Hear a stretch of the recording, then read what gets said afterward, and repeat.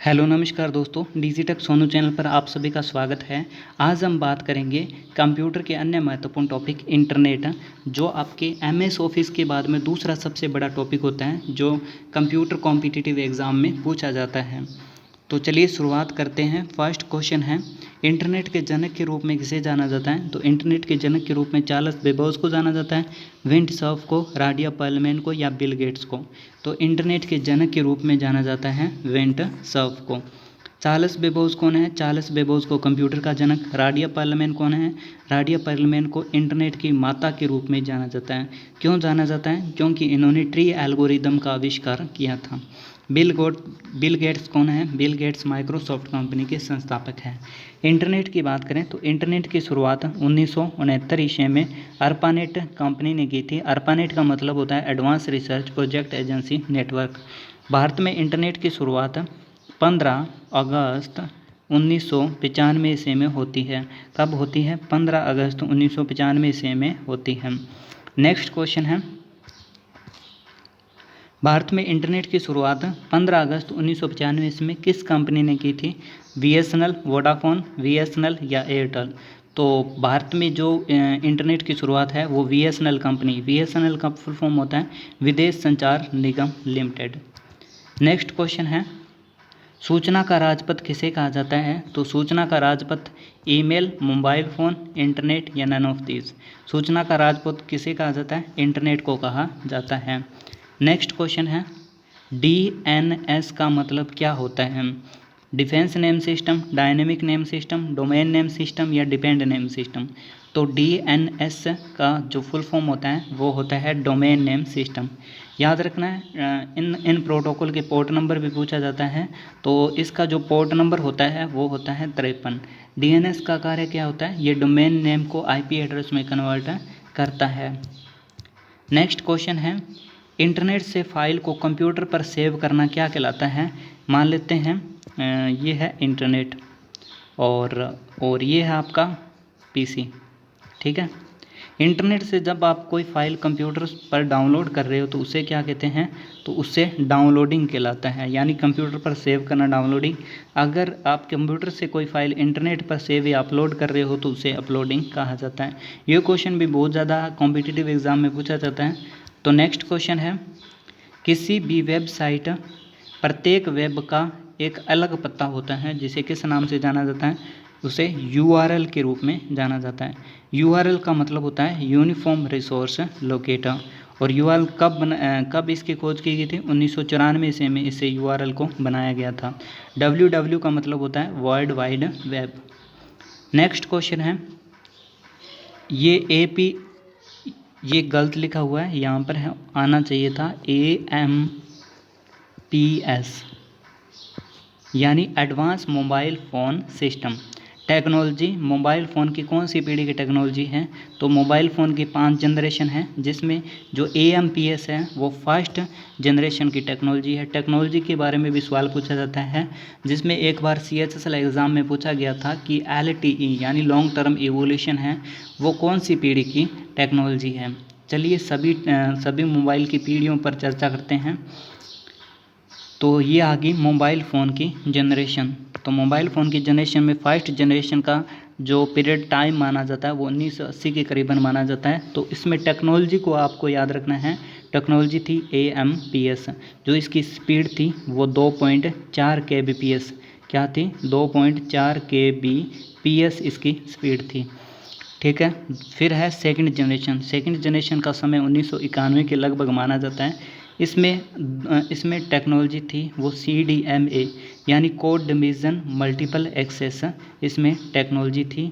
और GSM, ये जो यहाँ पर दे रखा है ये गलत दे रखा है, ये टेक्नोलॉजी इसमें थी, GSM टेक्नोलॉजी थी। GSM का मतलब होता है ग्लोबल सिस्टम फॉर मोबाइल, इसमें टेक्नोलॉजी थी। और इसकी स्पीड थी वो कितनी थी?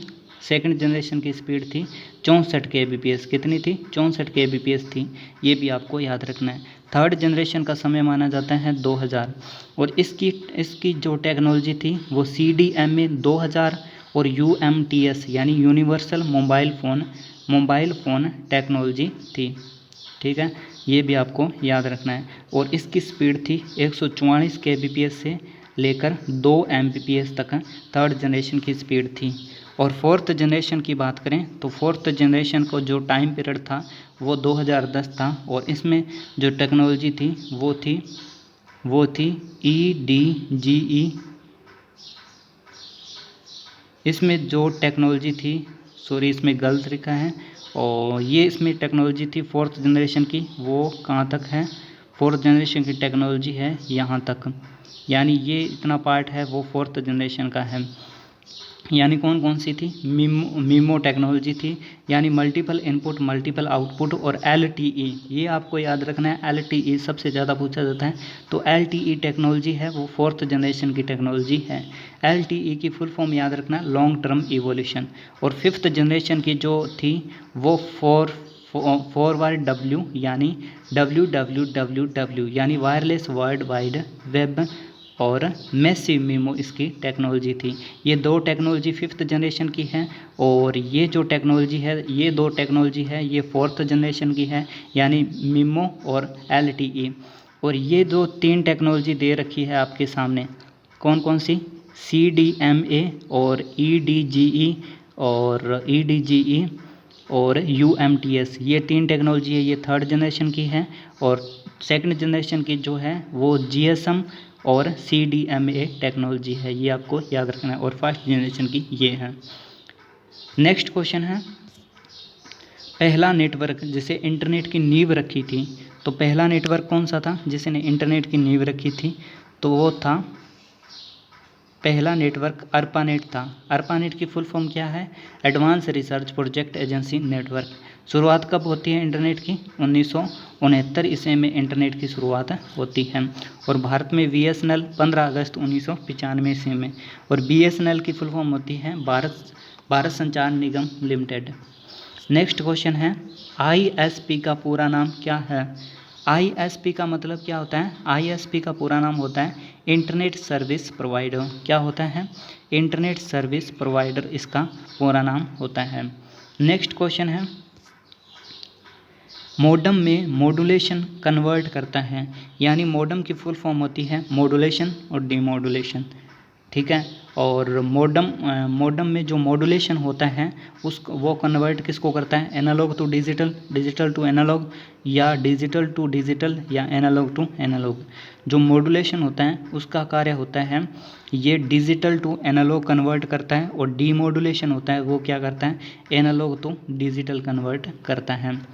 तो नेक्स्ट क्वेश्चन है, निम्न में से किस नेटवर्क डिवाइस का उपयोग हब की तरह नोड की संख्या बढ़ाने के लिए किया जाता है, लेकिन हब की तरह ब्रॉडकास्ट को सपोर्ट नहीं करता।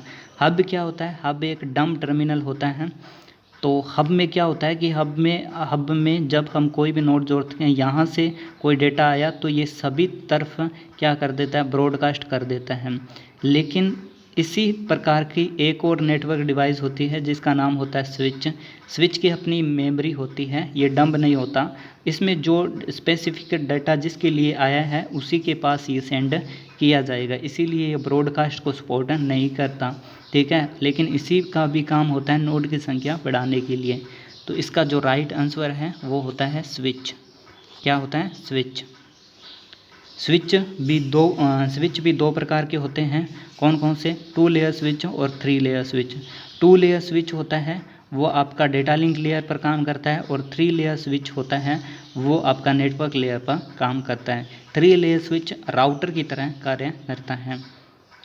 नेक्स्ट क्वेश्चन है, और गेटवे क्या होता है, गेटवे होता है, ये क्या होता है, गेटवे एप्लीकेशन लेयर पर कार्य करता है, ठीक है। दो समान नेटवर्क को जोड़ने के लिए किस प्रोटोकॉल का प्रयोग किया जाता है, तो गेटवे का प्रयोग किया जाता है, ठीक है। नेक्स्ट क्वेश्चन है,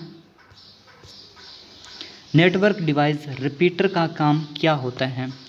क्या रिपीटर 2 लेन को जोड़ता है, क्या एक ही लेन के 2 सेगमेंट को जोड़ता है, क्या उपरोक्त में से दोनों, या इनमें से कोई नहीं। तो इसका जो राइट आंसर है वो है, रिपीटर का काम होता है एक ही लेन के 2 सेगमेंट को जोड़ता है, यानी ये वीक और जो करप्ट सिग्नल होता है उसको रीजनरेट करके आगे आगे आपके पावर देकर उसको रीजनरेट करता है। तो रिपीटर का काम क्या होता है, एक ही लेन के दो सेगमेंट को जोड़ता है, दो लेन को कभी नहीं जोड़ता। और ये वीक और कमज़ोर सिग्नल को क्या करता है, करप्ट सिग्नल को क्या कहता है, उसे रीजनरेट करने का काम करता है। नेक्स्ट क्वेश्चन है, संस्था के बाहर आंशिक रूप से इंटरनेट का उपयोग करने देना क्या कहलाता है। यानी ये संस्था है, इस संस्था के पास इंटरनेट की कोई सेवाएं ली हुई है, इसने इंटरनेट सर्विस प्रोवाइडर थे, और इस संस्था से बाहर किसी स्थान पर अगर आप इंटरनेट का आंशिक रूप से प्रयोग करने दे रहे हो तो उसे क्या कहते हैं। क्या उसे इंट्रानेट कहा जाता है, क्या एक्स्ट्रानेट या हाइपरनेट या नन ऑफ दीज। तो उसे एक्स्ट्रानेट कहा जाता है। इंट्रानेट क्या होता है, इंट्रानेट होता है संस्था के अंदर ही इंटरनेट का प्रयोग करने देना। नेक्स्ट क्वेश्चन है, ऐसा सर्च इंजन जो यूज़र से इनपुट लेकर थर्ड पार्टी को रिजल्ट के लिए क्वेरी भेजता है तो उसे क्या कहते हैं। उसे क्या हाइब्रिड सर्च इंजन कहा जाता है, या डायरेक्टरी बेस्ड सर्च इंजन कहा जाता है, या मेटा सर्च इंजन कहा जाता है, या क्रॉलर बेस्ड सर्च इंजन कहा जाता है। तो उसे क्या कहता है, ऐसा सर्च इंजन जो यूज़र से इनपुट लेकर थर्ड पार्टी को रिजल्ट के लिए क्वेरी भेजता है उसे मेटा सर्च इंजन कहा जाता है। सर्च इंजन की बात करें तो सर्च इंजन 3 स्टेप में अपने कार्य करता है। कौन कौन सा, इंडेक्सिंग, रैंकिंग और क्रॉवलिंग। इंडेक्सिंग और रैंकिंग। क्रॉवलिंग क्या होता है, क्रॉवलिंग होता है सभी पेजों को एक सेकंड में क्या करता है, सर्च करता है। और इंडेक्सिंग क्या होता है, इंडेक्सिंग होता है कि कौन सा उसे रैंक में जमाने का काम इंडेक्सिंग का होता है। और इंडेक्सिंग उसके बाद होता है रैंकिंग। रैंकिंग क्या होता है, रैंकिंग का मतलब होता है कि कौन सा फर्स्ट पेज पर, मतलब आपका फर्स्ट पेज पर कौन सा वेब पेज पहले दिखाना है, ये होता है आपका रैंकिंग का। तो 3 स्टेप होता है, क्रॉवलर, इंडेक्सिंग और रैंकिंग, ये आपको याद रखना है। नेक्स्ट क्वेश्चन है, गूगल की स्थापना कब होती है। ध्यान रखना, गूगल एक सर्च इंजन है, तो गूगल की स्थापना कब होती है, 4 सितंबर 1998 ईस्वी में होती है। किसने की थी, फाउंडर कौन है, लेरी पेज और सर्गी ब्रिन ने मिलकर गूगल की स्थापना की थी। गूगल का मुख्यालय कहाँ पर है, गूगल का मुख्यालय है माउंटेन व्यू, कैलिफोर्निया में इसका मुख्यालय है। ठीक है, तो गूगल की स्थापना कब होती है, 4 सितंबर 1998 ईस्वी में, ये आपको याद रखना है। याद रखना, गूगल एक सर्च इंजन है लेकिन गूगल क्रोम क्या है, एक वेब ब्राउज़र है। ये क्वेश्चन पूछा जाता है एग्ज़ाम में। नेक्स्ट क्वेश्चन है, सन 2000 रूस द्वारा लॉन्च किया गया सर्च इंजन कौन सा था। सन 2000 में रूस द्वारा लॉन्च किया गया सर्च इंजन क्या बाइडू था, यांडेक्स था, इकोसिया था, या डॉगपिले था। तो रूस द्वारा लॉन्च किया गया सन 2000 में जो सर्च इंजन था वो था यांडेक्स।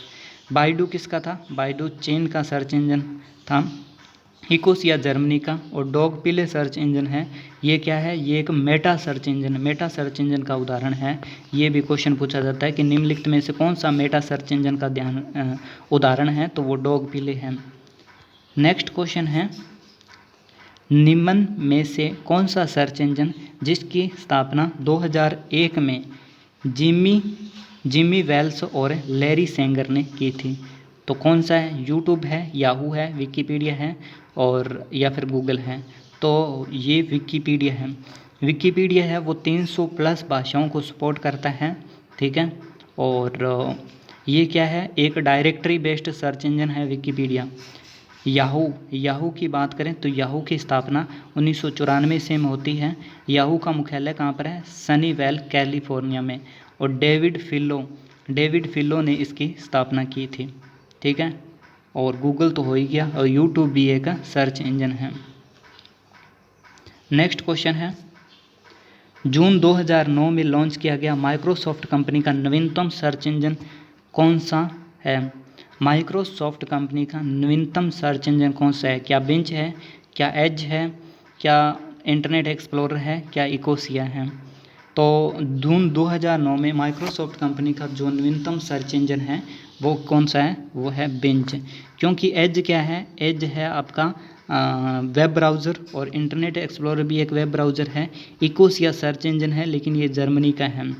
ठीक है, और नेक्स्ट क्वेश्चन है, एक GIF में अंत स्थापित छोटे प्रोग्राम को क्या कहते हैं?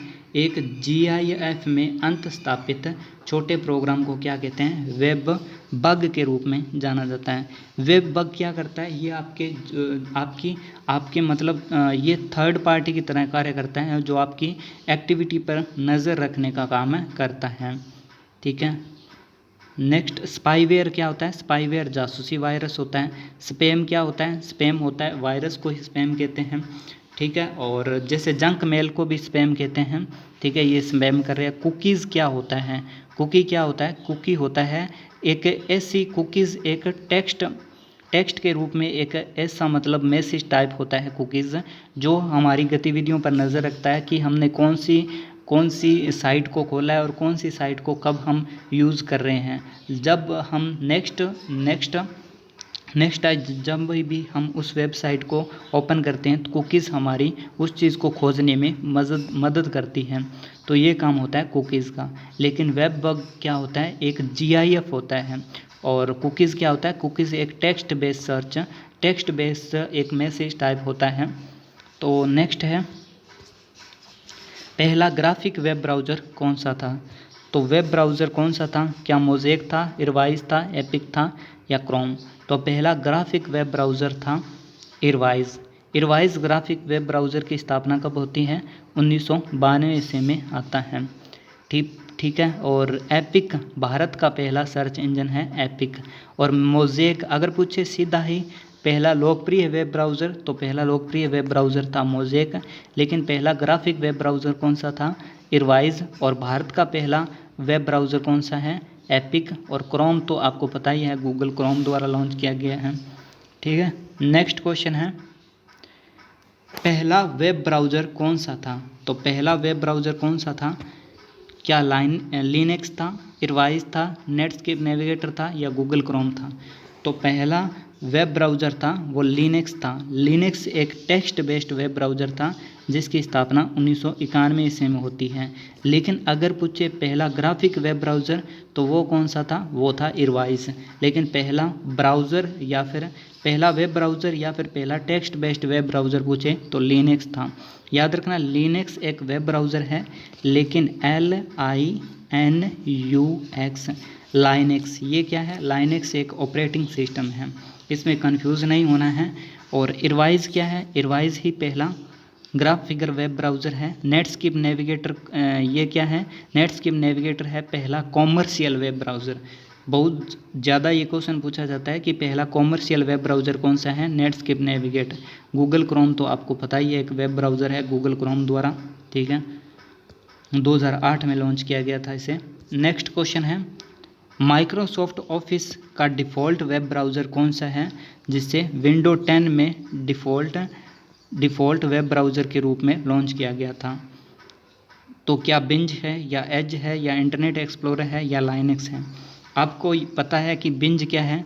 बिंज तो एक सर्च इंजन है जो माइक्रोसॉफ्ट ऑफिस में वर्तमान में डिफ़ॉल्ट रूप से क्या है? सर्च इंजन है बिंज। 2009 में लॉन्च किया गया। तो एज क्या है? एज माइक्रोसॉफ्ट एज है, वो वर्तमान में विंडो 10 से यानी 2015 में इसे लॉन्च किया गया। ये क्या है कि वेब ब्राउज़र है डिफ़ॉल्ट रूप से माइक्रोसॉफ्ट एज। और इंटरनेट एक्सप्लोरर पहले का है जो 1995 ईस्वी में इसे लॉन्च किया गया था। और इंटरनेट एक्सप्लोरर का जो लेटेस्ट वर्जन था वो कौन सा था? इंटरनेट एक्सप्लोरर IE11 इसका लेटेस्ट वर्जन था। लास्ट वर्जन ये था, उसके बाद आया माइक्रोसॉफ्ट एज। ये भी आपको याद रखना है। और लाइनेक्स क्या है? लाइनेक्स एक ऑपरेटिंग सिस्टम है, तो इसका राइट आंसर है माइक्रोसॉफ्ट एज। नेक्स्ट क्वेश्चन है, एप्पल कंपनी का डिफ़ॉल्ट वेब ब्राउज़र कौन सा है जिसे 2003 में रिलीज़ किया गया था? तो एप्पल कंपनी का डिफ़ॉल्ट वेब ब्राउज़र है ओपेरा मिनी या UC ब्राउज़र या सफारी या ब्रेव। तो इसका एप्पल कंपनी का डिफ़ॉल्ट वेब ब्राउज़र है सफारी। नेक्स्ट क्वेश्चन है, जो आपके वेब ब्राउज़र होता है उसकी जो शॉर्टकट की होती है वो भी बहुत ज़्यादा महत्वपूर्ण होती है, जो आपके कॉम्पिटिटिव एग्ज़ाम में पूछी जाती है। तो पहली शॉर्टकट की है न्यू इनकॉग्निटो विंडो के लिए कौन सी शॉर्टकट की होती है, control shift N. Incognito window क्या होता है, इनकॉग्निटो विंडो एक ऐसी विंडो होती है जिसमें आप अपनी पहचान छुपा सकते हैं, यानी आप वेब पेज पर कोई भी चीज़ सर्च करते हो तो आपकी जो पूरी पहचान होती है वो गोपनीयता रखी जाती है। ठीक है, आप प्राइवेट रूप से कोई साइट को खोल रहे होते हो, ठीक है, किसी को भी नहीं पता कि उस साइट को किसने खोला है, वो होता है न्यू इनकॉग्निटो विंडो। ठीक है, इसे प्राइवेट विंडो भी कहते हैं। इसके लिए शॉर्टकट की होती है control shift N. New window के लिए शॉर्टकट की होती है कंट्रोल एन। बुक मार्क ये भी इम्पोर्टेंट है, कंट्रोल डी होता है। डाउनलोड के लिए कंट्रोल जे। टास्क मैनेजर के लिए शिफ्ट एस्केप। डेवलपर टूल के लिए कंट्रोल शिफ्ट आई का प्रयोग किया जाता है, ये भी इम्पोर्टेंट है। फुल स्क्रीन के लिए F11। फाइंड के लिए कंट्रोल F। न्यू टैब के लिए कंट्रोल टी।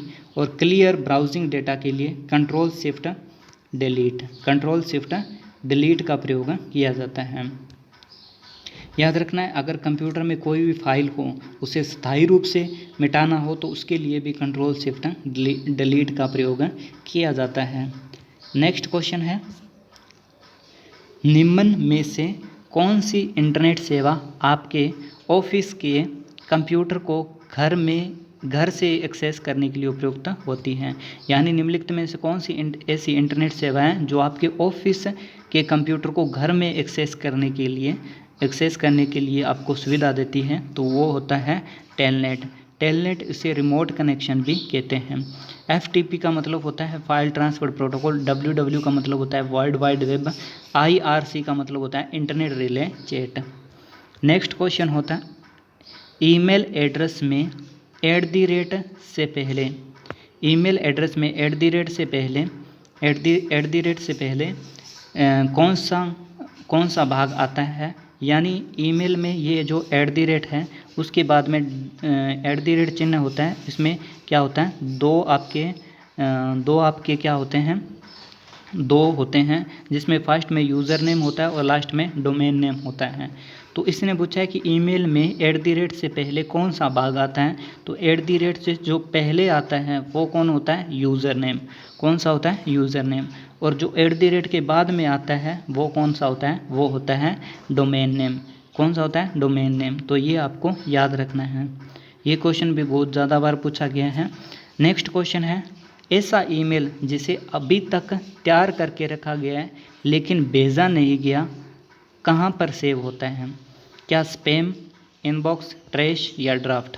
तो ऐसा ईमेल जिसे तैयार करके रखा गया है लेकिन अभी तक उसे सेंड नहीं किया गया, तो वो ड्राफ्ट में सेव होता है। ट्रैश में क्या होता है, ट्रैश में होता है जो आपके डिलीट की हुई फाइल, आपके डिलीटेड फाइल ट्रैश में होती है। इनबॉक्स में जो आपका मैसेज आता है वो इनबॉक्स में होता है। स्पैम क्या होता है, स्पैम होता है जंक ईमेल को स्पैम के नाम से जाना जाता है। नेक्स्ट क्वेश्चन है, जिसको मेल भेजना हो उसका ईमेल पता को कहाँ पर रखा जाता है, क्या BCC में रखा जाता है, क्या CCC में, या फिर 2 में, या नन ऑफ दीज। तो जिसको ईमेल भेजना हो उसका पता 2 में रखा जाता है। BCC का मतलब क्या होता है, ब्लाइंड कार्बन कॉपी। इसमें क्या होती है कि एक साथ बहुत सारे लोगों को आप ईमेल सेंड कर सकते हो, लेकिन BCC और CCC में अंतर होता है। CCC का मतलब होता है कार्बन कॉपी और BCC का मतलब होता है ब्लाइंड कार्बन कॉपी। CCC में क्या होता है कि एक साथ आप बहुत सारे लोगों को मैसेज भेज सकते हो, लेकिन BCC में भी एक साथ बहुत सारे लोगों को मैसेज भेज सकते हो, लेकिन BCC में एक सुविधा मिलती है कि BCC में आपका जो आपने किस दूसरे पर्सन को कौन सा मैसेज भेजा है ये कोई अन्य पर्सन देख नहीं सकता, लेकिन CCC में ऐसा संभव है। नेक्स्ट क्वेश्चन है, जंक ईमेल को किस नाम से जाना जाता है, क्या स्पैम, स्पूफ, स्पूल, या इनमें से कोई नहीं। तो जंक ईमेल को पीछे पढ़कर आए हैं, स्पैम के नाम से जाना जाता है। नेक्स्ट क्वेश्चन है, WW के संस्थापक के रूप में किसे माना जाता है, तो WW का संस्थापक Tim Berners-Lee, Raymond Tomlinson, Radia Perlman, या सर थॉमस। तो WW का मतलब होता है वर्ल्ड वाइड वेब। WW की स्थापना कब होती है, 1999 ईस्वी में WW की स्थापना होती है। और डब्ल्यू के संस्थापक कौन हैं? टिम बर्नर्स-ली इसके संस्थापक माने जाते हैं। रेमंड टॉमलिंसन कौन है? ईमेल के जनक माना जाता है। और भारत में ईमेल के जनक किसे माना जाता है? अगर भारत में ईमेल के जनक पूछे तो भारत में ईमेल के जनक कौन है? शिवा आवादुराई। कौन है? शिवा आवादुराई। शिवा आवादुराई कौन है? भारत में ईमेल के जनक माने जाते हैं शिवा आवादुराई को। और वैसे ईमेल के जनक माना जाता है रेमंड टॉमलिंसन को। और आडिया पर्लमैन को तो आपको पता ही है, इंटरनेट की माता के रूप में जाना जाता है। नेक्स्ट क्वेश्चन है, FTP का पूरा नाम क्या होता है? FTP का पूरा नाम होता है, क्या इसका पूरा नाम फाइल ट्रांसफर प्रोटोकॉल या फाइल ट्रांसफर परमिशन या फाइल ट्रांसफर पॉइंट या फाइल ट्रांसफर प्रोसीजर? तो इसकी फुल फॉर्म होती है फाइल ट्रांसफर प्रोटोकॉल। इसका पोर्ट नंबर होता है 20 और 21। ये भी आपको याद रखना है। याद रखना, पोर्ट नंबर बहुत ही ज़्यादा इंपॉर्टेंट है। CHSL एग्ज़ाम में ये पूछ रहा है कि पोर्ट नंबर किस प्रोटोकॉल के पोर्ट नंबर कौन से हैं। नेक्स्ट क्वेश्चन है, इंटरनेट पर प्रयुक्त होने वाला मानक प्रोटोकॉल कौन सा है? मानक प्रोटोकॉल क्या जावा है, HTML है या फिर TCP/IP है या नन ऑफ दिस? तो इंटरनेट पर प्रयुक्त होने वाला मानक प्रोटोकॉल है TCP/IP। TCP/IP का मतलब होता है ट्रांसमिशन कंट्रोल प्रोटोकॉल और इंटरनेट प्रोटोकॉल। जावा तो एक लैंग्वेज होती है, HTML भी एक वेब स्क्रिप्टिंग की लैंग्वेज होती है। नेक्स्ट क्वेश्चन है, HTTP का पोर्ट नंबर कितना होता है? पहली बात तो HTTP की फुल फॉर्म क्या होती है? Hyper text transfer protocol. क्या होती है? Hyper text transfer protocol. तो इसका पोर्ट नंबर कितना होता है? HTTP का पोर्ट नंबर होता है आपका 80 और 443 होता है HTTP सिक्योर का, और 443 होता है HTTP सिक्योर का। और सिंपल मेल ट्रांसफर प्रोटोकॉल का पोर्ट नंबर कितना होता है? वो होता है 25। और टेलनेट का पोर्ट नंबर कितना होता है? 23। और 22 पोर्ट नंबर किसका होता है? 22 पोर्ट नंबर होता है सिक्योर सेल का। ये भी आपको याद रखना है, ठीक है। नेक्स्ट क्वेश्चन है, HTML में M का मतलब क्या होता है? ये क्वेश्चन भी बहुत ज़्यादा बार पूछा गया है। तो HTML का मतलब होता है हाइपर टेक्स्ट मार्कअप लैंग्वेज। तो इसका मार्कअप कहाँ पर है? तो ये है मार्कअप, ये मेकअप है, सॉरी, ये है मार्कअप। मार्कअप क्या है? हाइपर टेक्स्ट मार्कअप लैंग्वेज, ये इसकी फुल फॉर्म है। M का मतलब क्या होता है? M का मतलब होता है मार्कअप। नेक्स्ट क्वेश्चन है, HTML में टैग को किस चिन्ह से बंद किया जाता है? यानी कौन सा चिन्ह होता है जिसमें HTML टैग को बंद किया जाता है? क्या वर्ग या कोष्टक चिन्ह होता है, या फिर पुष्पित कोष्टक चिन्ह होता है, या फिर कोणे कोष्टक चिन्ह होता है, या लघु कोष्टक चिन्ह होता है? जो HTML में जैसे हमने कोई लिखा कि बॉडी टैग लिखा, जैसे हमने लिखा बॉडी, तो बॉडी टैग को हम कैसे लिखते हैं? बॉडी टैग को हम ऐसे लिखते हैं, ठीक है। तो कौन सा है ये? कोण कोष्टक चिन्ह है। और HTML में हेडिंग पूछे तो HTML में 6 हेडिंग होती है, ये भी आपको याद रखना है। HTML का पूरा नाम hyper text markup language. Next question है, लेन का पूरा नाम क्या है?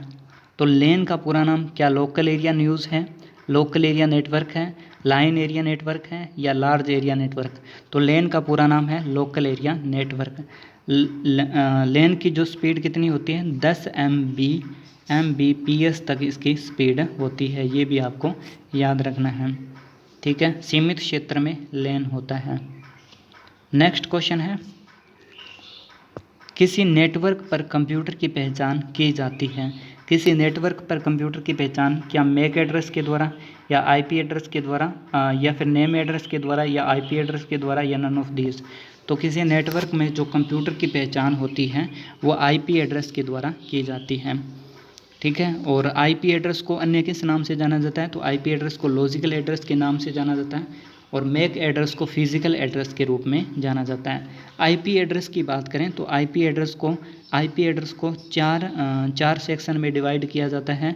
4 सेक्शन में इसे डिवाइड किया जाता है और 3 डॉट के द्वारा इसे अलग किया जाता है, ठीक है। तो ये आपको क्वेश्चन याद रखना है, कितने? 3 3 डॉट के द्वारा इसे अलग किया जाता है। और IPv4 कितना होता है? IPv4 होता है वो 32 बिट का होता है। ये क्वेश्चन भी बहुत ज़्यादा एग्ज़ाम में पूछा गया है। और एक होता है, ये है IPv4। ये कौन सा? IPv4। अगर आपसे पूछे